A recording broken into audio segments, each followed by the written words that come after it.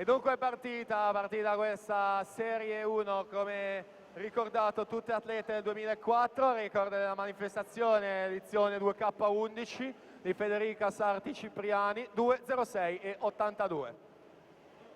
Corsia 4 Jennifer Parolin, miglior tempo di iscrizione. Vediamo il primo riferimento ai 50 con la Paganini davanti, 29.82 a un centesimo Noemi Lamberti, 29.83 di Noemi Lamberti. Abbiamo ricordato nella giornata di ieri, per lei medaglia d'argento ai Criteria nei 400 stile.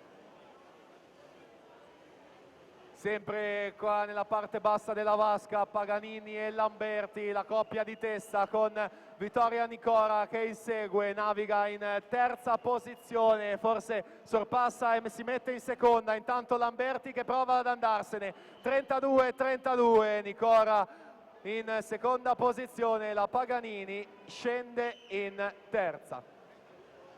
Vittoria Nicora, i colori del Piave Nuoto, Noemi Lamberti per il GAM Team, si avvicina la portacolori della società del Veneto rispetto a quella della società bresciana del GAM Team Nuoto.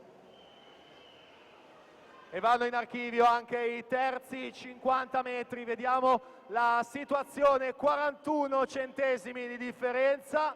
Noemi Lamberti 32,98, Vittoria Nicora va a lucrare qualcosa, 32,74 e dunque siamo sul filo dei centesimi davvero per la vittoria qui nella vasca di Montichiari dei 200 stile libero femminili.